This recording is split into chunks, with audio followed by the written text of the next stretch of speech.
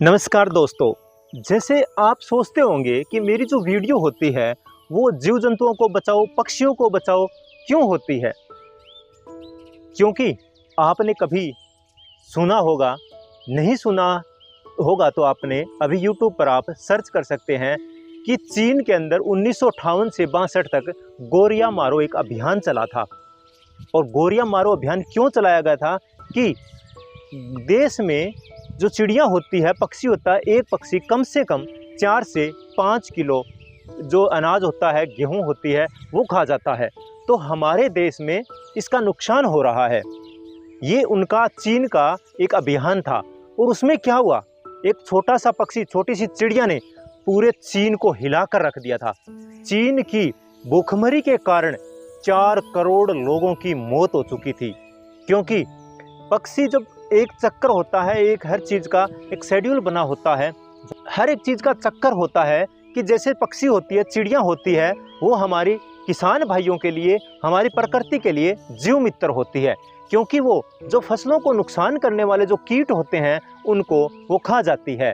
तो चीन में ऐसा ही हुआ कि गोरिया को मार दिया। उसके बाद जो नुकसान करने वाले कीट थे वो कीट इतने हो गए कि वो फसलों को बर्बाद कर दिया और चीन की अर्थव्यवस्था को हिलाकर रख दिया और 4 करोड़ लोगों की मौत हो गई, महज एक छोटी सी चिड़िया ने।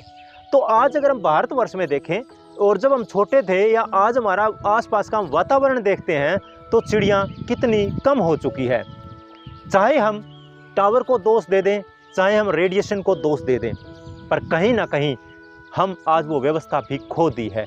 जब चिड़ियों को अक्सर हमारे घरों में हमारी दादी, हमारे दादा या हमारे पुराने जो हमारे पूर्वज थे वो पक्षियों को पानी रखते थे, दाना डालते थे, आज वो चीज़ें ख़त्म हो चुकी हैं।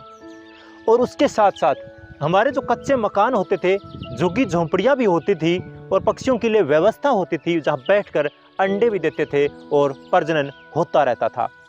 और जब हम छोटे थे, छोटे छोटे बच्चों को, जो चिड़ियों के छोटे छोटे बच्चे होते थे, उनको अक्सर हम हाथों में लिए घूमते थे।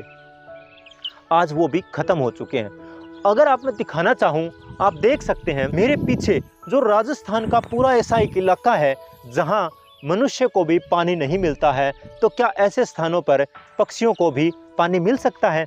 अगर पक्षियों को इस स्थान पर पानी नहीं मिलेगा तो कुछ देर फड़फड़ाने पर वो कुछ देर उड़ेगा, कुछ देर उड़ेगा, फड़फड़ाएगा और कुछ समय बाद उसकी मौत हो जाएगी। क्योंकि पानी की व्यवस्था बहुत ज़रूरी है। अनाज के बिना पक्षी हो चाहे वो मानव हो, 1 या 2 दिन के लिए जी सकता है, 10 दिन भी जी सकता है।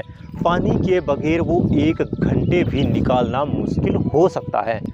तो मेरा ये अभियान इसलिए रहता है कि जैसे चीन में एक चिड़ी ने कितने लोगों को जीना, लोगों को मौत पे सुला दिया। एक चिड़ी छोटा सा जीव था और उसने पूरी अर्थव्यवस्था को हिला कर रख दिया।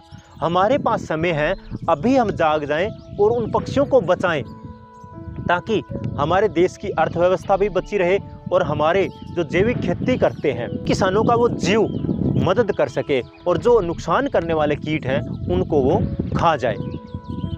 तो हम पूरा का पूरा अगर हम एरिया दिखाएंगे, एक बार हम एरिया दिखाना की कोशिश करेंगे आपको कि पूरी का पूरा देखिए आप, रेगिस्तान ही रेगिस्तान, जहाँ सिर्फ और सिर्फ रेत के टीले ही टीले आपको नज़र आ रहे हैं। तो मेरा आपसे निवेदन है कि आप पक्षियों को पानी रखें, गोरिया को बचाएं और चिड़िया को बचाना, पक्षियों को बचाना, जीव जंतुओं को बचाना हमारा कर्तव्य है।